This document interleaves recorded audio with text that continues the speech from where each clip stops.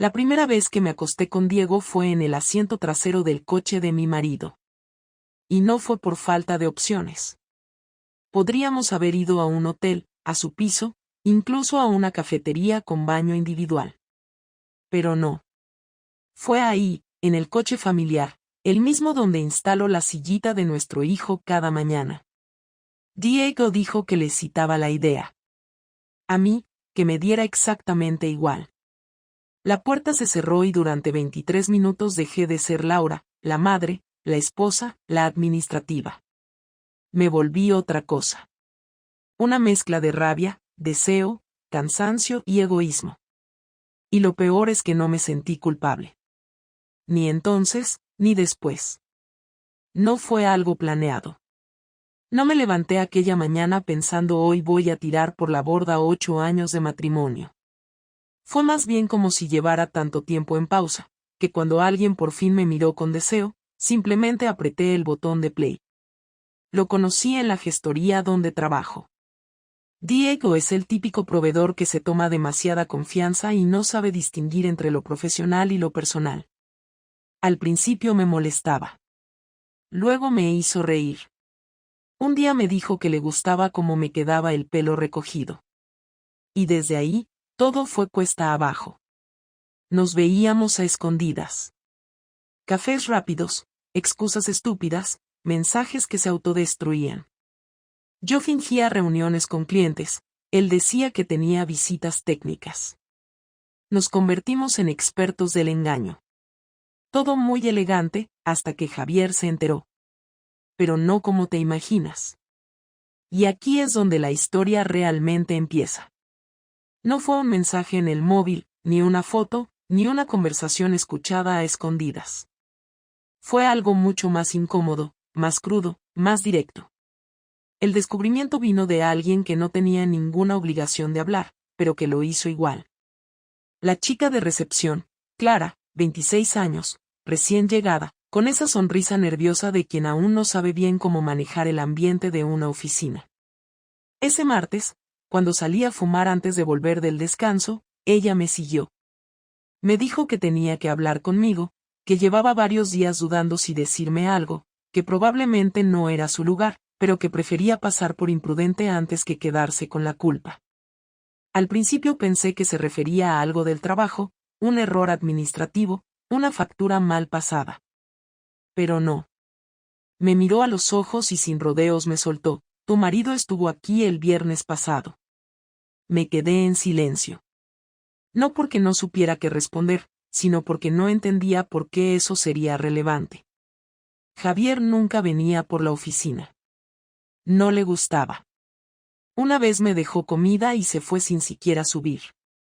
Le pregunté qué tenía de raro eso, que quizá venía a buscarme. Clara bajó la mirada, incómoda, y continuó: no preguntó por ti. Entró directo y fue al despacho de Diego. Se quedó ahí media hora. Yo lo vi desde el mostrador. Se saludaron como si ya se conocieran. Y después, cuando salió, tenía una cara, no sé, parecía que se había tragado algo muy amargo. No te dije nada antes porque pensé que sería alguna reunión profesional, pero no cuadraba. Durante unos segundos me pareció que el aire pesaba.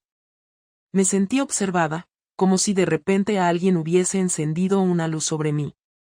Le pregunté si estaba segura, si realmente había sido Javier. Me dijo que sí, que lo reconoció por la foto que tenía en mi escritorio. No había error. Se despidió de mí con un gesto torpe, sabiendo que había soltado algo que no se podía recoger. Volví a mi sitio como en automático. Diego no estaba en su mesa. Según su agenda, había salido a comer con un cliente. Pero el viernes pasado, según recuerdo, fue uno de esos días donde me pidió que me fuera antes, que tenía cosas que hacer por su cuenta, que ya nos veríamos el lunes.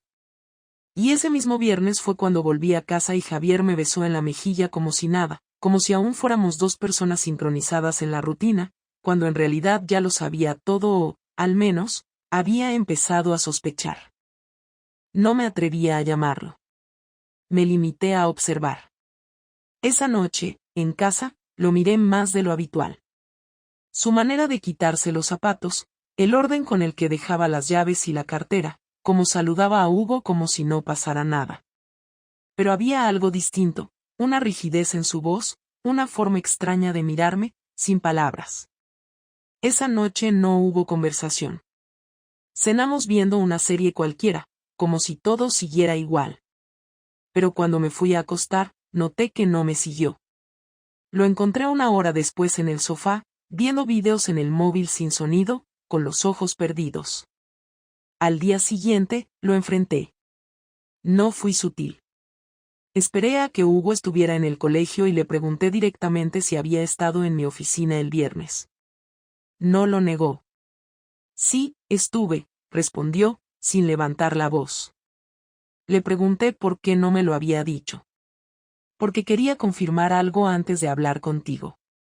Me quedé esperando a que siguiera, pero se calló.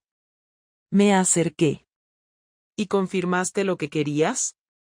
Me miró durante unos segundos, sin rabia, sin tristeza, solo con una especie de cansancio. No del todo.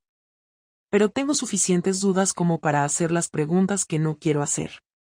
Se levantó y fue a la cocina a prepararse café. Yo lo seguí. ¿Qué viste? Le pregunté con un hilo de voz, sabiendo que estaba a punto de caer un muro que ya no se podría levantar. Vi a Diego. Y vi su cara cuando me presenté como tu marido. Lo vi temblar. Lo vi tragar saliva como si se le hubiera atascado algo. Vi cómo me invitó a pasar a su despacho como si fuéramos colegas. Me ofreció un café. Me habló con frases largas y vacías. Pero nunca me preguntó por ti. Me quedé helada. No sabía qué decir. No podía inventar una excusa. Porque no tenía una. Me limité a decir que no era lo que él pensaba, aunque ambos sabíamos que lo era. No lo dijo, pero en su mirada estaba la frase, no hace falta que lo digas, ya lo sé. Ese día no trabajé. Llamé a la oficina y dije que estaba enferma. Me pasé la mañana en la cama, mirando al techo, repasando cada encuentro, cada frase, cada gesto. No me sentía culpable. Lo que sentía era otra cosa. Miedo. No al castigo, sino a todo lo que vendría después. Sabía que Javier no era de los que explotan. Él no grita, no insulta, no tira cosas. Pero su silencio era 1000 veces más inquietante que un grito. Porque significaba que estaba pensando. Calculando. Preparando algo. Y ese algo fue mucho peor de lo que imaginé. La confrontación no fue una escena con gritos ni un espectáculo de platos rotos. Javier no es ese tipo de persona. Él no actúa con impulsos, prefiere los momentos precisos, los silencios que aprietan más que una discusión. Me pidió que cenáramos fuera, algo que no hacíamos desde hacía meses. Elegí un sitio cerca de casa porque, honestamente, no tenía ganas de fingir demasiado. Cuando llegamos, no pidió vino como solía, tampoco hizo comentarios sobre la carta ni preguntó por cómo había estado mi día. Directo, como si ya hubiese ensayado las palabras muchas veces, me dijo que necesitaba que le respondiera con la verdad, que no iba a rodeos, que no quería juegos. Me miró a los ojos y preguntó, ¿tienes una relación con Diego, sí o no? Esa fue la frase exacta. Sin rodeos. Sin margen. No respondí de inmediato porque, en el fondo, una parte de mí aún pensaba que podía salir de ahí con una excusa medio creíble, pero él se adelantó. Antes de que digas algo, quiero que sepas que ya hablé con él. Y no lo negó. Solo dijo que deberías ser tú quien me lo confirmara. Así que no tienes que mentirme. Lo único que quiero ahora es ver si aún tienes algo de respeto por mí. Y ahí supe que cualquier mentira no solo era inútil, sino ofensiva. No tuve valor para sostenerle la mirada. Dije que sí. Con voz baja. Sí, estoy con él. Bueno, estuve. No sé cómo llamarlo. No fue serio. Javier asintió lentamente. No me interrumpió. Dejó que hablara. No lo planeé, no fue algo que buscara. Fue una mezcla de cosas, de cómo me sentía, de lo que había dejado de sentir en casa. No lo justifico, solo intento explicar. Él seguía escuchando sin expresión, como si solo estuviera tomando nota mental de cada palabra. ¿Cuánto tiempo?, preguntó después de unos segundos. Le dije la verdad. Le dije que habían sido unas semanas, no meses, pero que sí, que pasó más de una vez. Me preguntó si fue en nuestra casa. Dije que no. No fue necesario. Pero también sabía que aunque no hubiera sido en nuestra casa, el daño era el mismo. Él tragó saliva y dejó los cubiertos sobre el plato, como si acabara de decidir que no iba a comer más. ¿Y si no te hubiese preguntado, me lo ibas a contar algún día? No respondí de inmediato. No sabía qué decir. Porque no lo sabía. No lo sé, contesté al final. No sé qué habría hecho. Esa fue la peor respuesta posible, lo vi en su cara. Javier se reclinó hacia atrás, con la mirada clavada en el mantel. Durante todos estos años, pensé que estábamos bien. No perfectos, pero bien. Siempre creí que si algo iba mal, me lo dirías. Que al menos me tenías esa confianza. Me encargué de todo para que no te faltara nada. Tú trabajabas porque querías, no porque lo necesitáramos. Me ocupé de Hugo cuando te tocaba jornada partida. Me quedaba callado cuando estabas agotada. Y ahora vienes y me dices que todo eso no bastaba.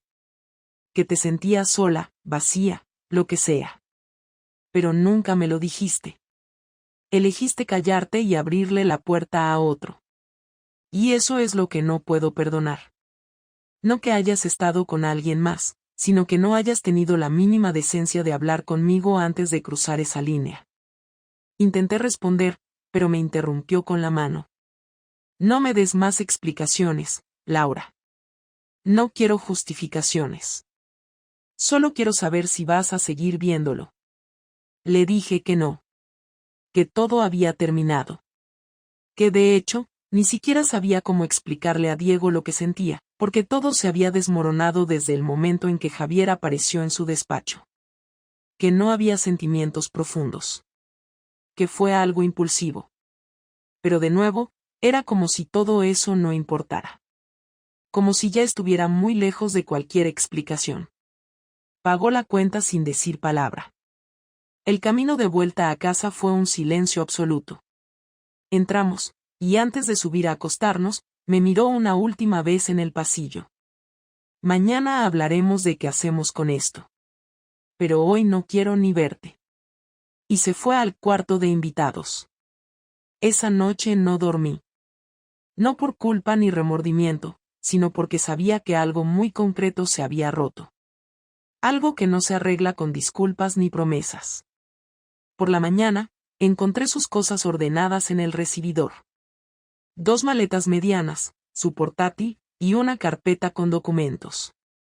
Me dijo que se iba unos días a casa de su hermano en Cuenca.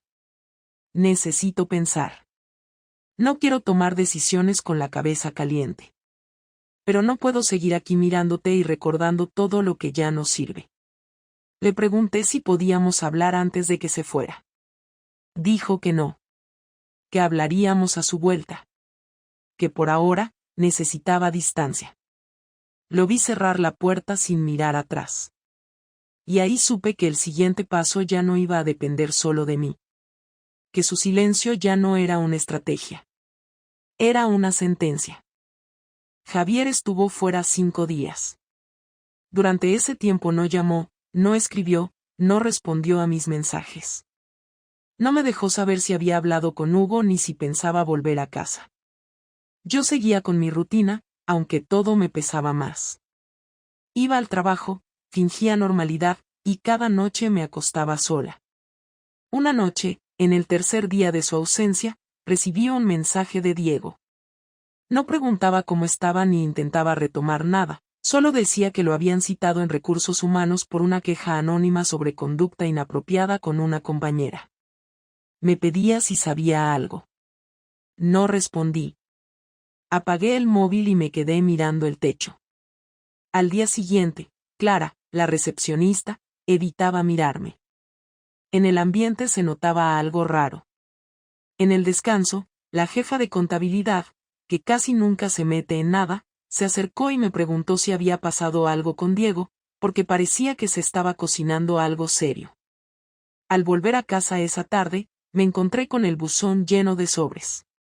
No de bancos ni publicidad, sino sobres blancos, iguales, todos dirigidos a mí.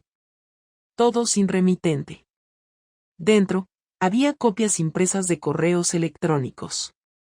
Conversaciones entre Diego y yo. Algunas eran las típicas de trabajo, pero otras no. Ahí estaba todo. Frases explícitas. Fechas. Detalles. Incluso capturas de pantalla de mensajes de voz que yo misma había enviado. Reconocí mi tono, mis palabras, mis intenciones. Lo había borrado todo de mi móvil hacía semanas.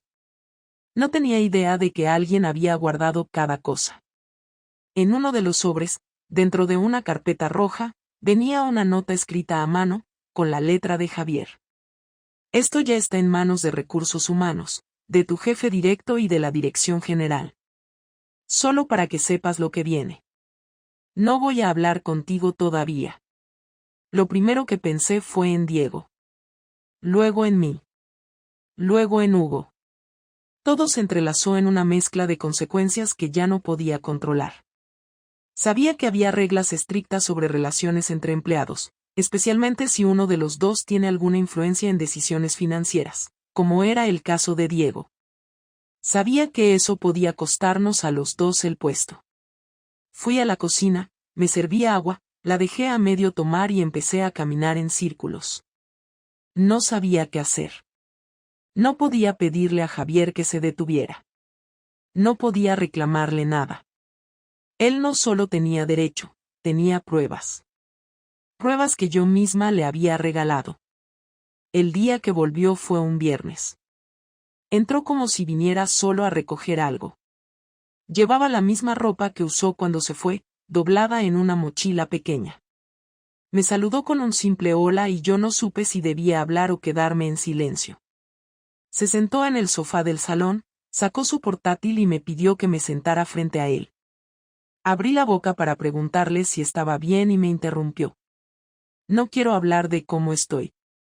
Quiero que sepas lo que voy a hacer. Esto no es una negociación. Me quedé quieta. No moví ni un músculo. Ya presenté la demanda de separación. Temporal, por ahora. No te lo notifiqué antes porque quería que lo leyeras de mi mano. Está todo aquí. Uso de la vivienda, custodia compartida, régimen de visitas. No quiero guerra, solo orden. Hugo no va a pagar por esto. Pero tú sí. Tú vas a pagar por esto. Me entregó un segundo sobre. Ya le hice llegar a Diego el contenido de los mensajes. Y a su novia, que por cierto, no sabías que tenía, ¿verdad? Pues sí. También se enteró. Supongo que ahora tiene tanto que explicarle como tú. Me aclaró que había hablado con un abogado laboralista, que había hecho llegar todo al departamento de cumplimiento de la empresa, y que era cuestión de días que Diego fuese sancionado. No lo hago porque me importe su carrera, lo hago porque sé que era parte de tu fantasía.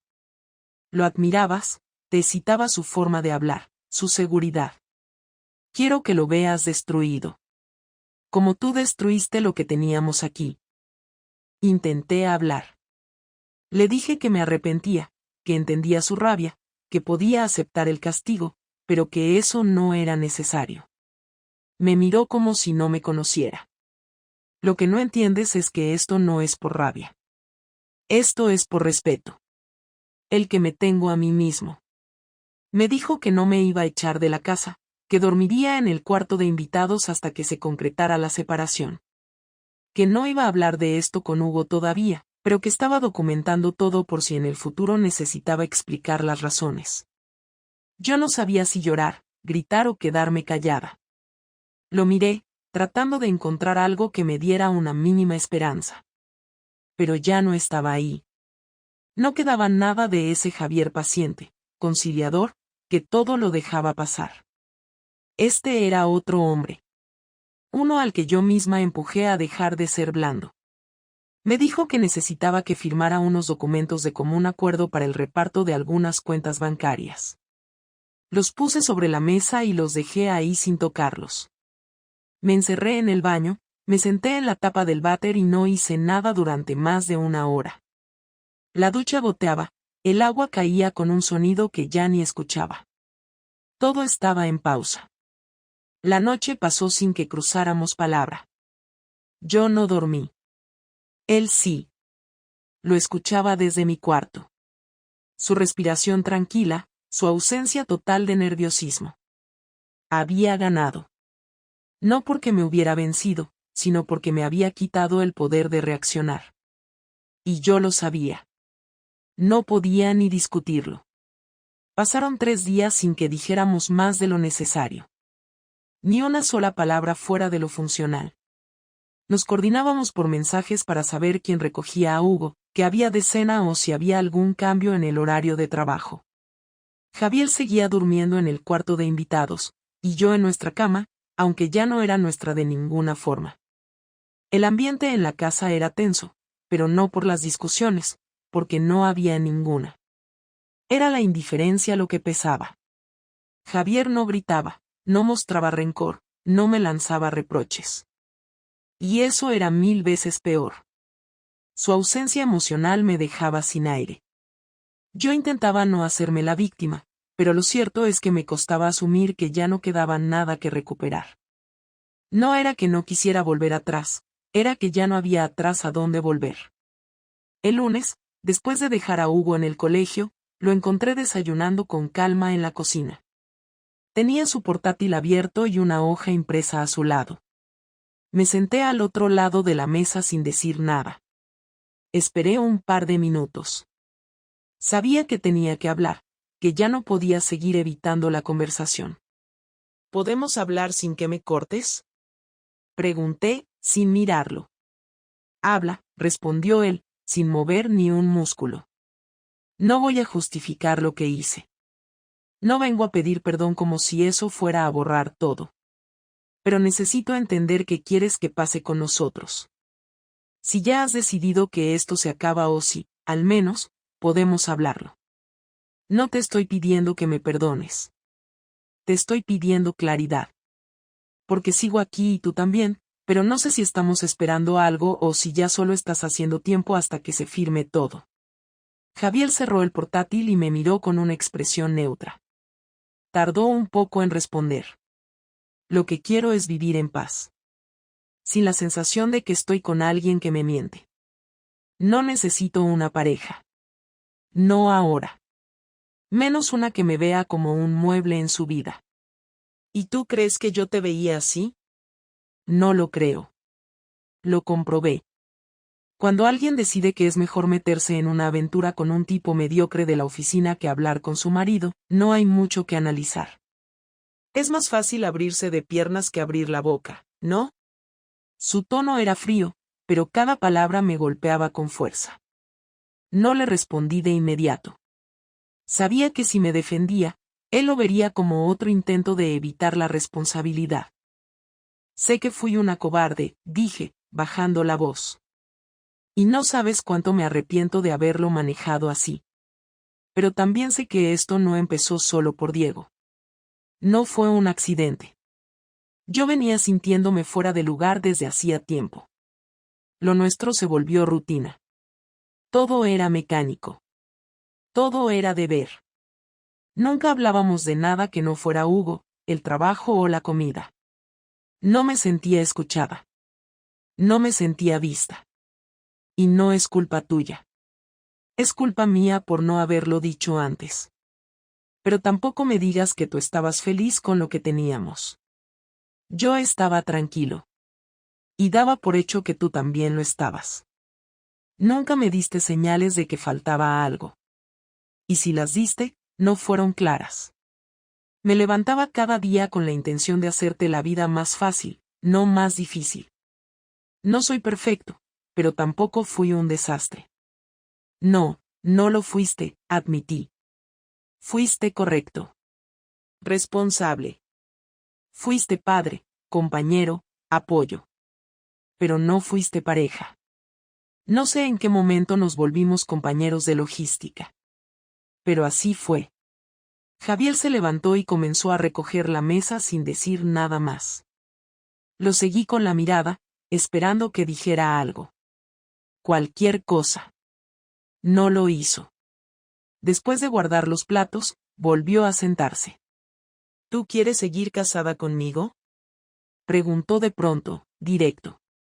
No lo sé, respondí sin dudar, aunque esa respuesta fuera difícil. Quiero recuperar algo de nosotros. No sé si es posible. No sé si es lo mismo. Pero no quiero terminar así. ¿Y qué es así? Preguntó. ¿Conmigo teniendo que humillarte profesionalmente para que sintieras algo? ¿Conmigo borrando de tu vida a ese imbécil porque tú no fuiste capaz de hacerlo antes de que te descubrieran? Así de jodido, no. No quiero eso. Por eso estoy aquí, sentada, hablándote. Porque aún me importa. Porque aún me importas tú. A mí ya no me importas como antes, dijo sin dudar. Me importas como madre de mi hijo, como persona con la que compartí años.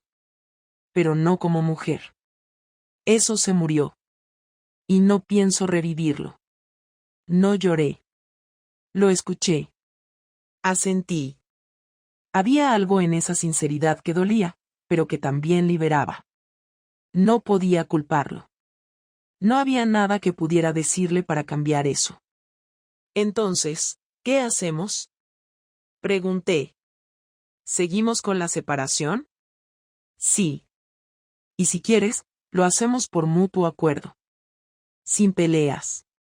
Te quedarás en el piso con Hugo. Yo me iré en cuanto los primeros días sin él en casa fueron extraños. No por la soledad, sino por la rutina alterada. Nadie dejaba la taza del café en el fregadero.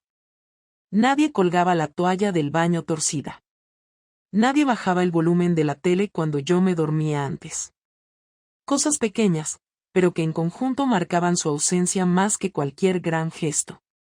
Hugo preguntó poco. Javier y yo acordamos una explicación simple: papá se ha mudado cerca porque necesitamos un tiempo. Él lo aceptó sin muchas preguntas. A veces lo veo mirándome como si sospechara algo, pero no dice nada. No estoy segura de si es por madurez o por miedo a la respuesta. Volví al trabajo una semana después de que todo se cerrara legalmente. Diego ya no estaba. Lo despidieron con una carta fría y rápida. No hubo despedida, ni email final, ni drama. Simplemente desapareció. Nadie me preguntó nada directamente, pero la tensión en la oficina era evidente. Me asignaron a otro proyecto, lejos de todo lo que me conectaba con él. Clara, la recepcionista, me evita, aunque a veces noto que me mira con lástima. En el fondo, todos saben, pero nadie lo dice. En los pasillos se habla bajo, se comenta en voz neutra, y todos fingen que no pasó nada, aunque todos lo saben. Esa es mi penitencia diaria, ser invisible por decisión propia, y observada por todos sin derecho a quejarme. He aprendido a no esperar compasión. Ni de Javier, ni de mi entorno, ni de mí misma. Intenté pedir perdón las primeras semanas. Escribí cartas que no entregué, borré mensajes antes de enviarlos, ensayé disculpas frente al espejo. Pero entendí que el perdón no es automático, ni justo, ni obligatorio. Javier no me debe nada. No tiene por qué cerrar heridas que no pidió que se abrieran. Y si alguna vez decide hacerlo, será por él, no por mí. Esa fue la lección más dura. Porque yo crecí creyendo que si uno se arrepiente sinceramente, puede reparar lo que rompió. Pero no. Hay cosas que, una vez que se rompen, simplemente dejan de existir. No se reconstruyen. Se aceptan. Y se sigue. No tengo pareja. No tengo intención de tenerla. No es por culpa ni castigo. Es porque necesito estar sola un tiempo. No para pensar, sino para dejar de actuar. He pasado años tratando de encajar en el papel de madre, esposa, profesional, mujer. Ahora solo quiero existir sin roles. Hacerme un café sin pensar quién más quiere. Poner la música que me gusta sin medir el volumen. Dormir del lado que me apetezca sin justificarlo. Son cosas mínimas, pero son mías. No las comparto con nadie. Y por primera vez, eso no me da miedo. Hugo va entendiendo las cosas a su manera. A veces me abraza sin razón. A veces se encierra en su habitación más de lo habitual. No lo presiono. Le digo que puede preguntarme lo que quiera, cuando quiera. Pero aún no lo hace. Con Javier se ve cada 2 o 3 días. Lo recoge del colegio, lo lleva al cine, a veces se queda a dormir en su casa. Cuando vuelve, me cuenta todo con detalles como si quisiera dejar claro que papá está bien, que papá sigue siendo papá, aunque ya no viva aquí. Y eso me rompe un poco, pero no le dejo notarlo. Porque lo último que quiero es que él pague por los errores que fueron míos. A veces me pregunto qué habría pasado si no hubiese respondido ese mensaje de Diego, si lo hubiera ignorado, si hubiese elegido cualquier otra salida a mi frustración. Pero ya no sirve imaginarlo. No puedo vivir en escenarios alternativos. Puedo vivir solo con lo que hay, con lo que hice, y con lo que sigue. Y lo que sigue es simple: trabajar, cuidar a Hugo, ordenar mi vida, y aprender a estar bien con quien soy, aunque esa persona ya no sea la misma que hace un año. He perdido cosas que no volverán. He dañado a alguien que no merecía daño. Y no me escudo en mis razones. Las reconozco, pero no las uso para justificarme. No busco redención. Busco consecuencia. Y eso es lo que tengo ahora. Una consecuencia que se paga día a día, con silencio, con miradas, con la distancia. No me considero víctima. Me considero responsable. Y desde ahí empiezo de nuevo.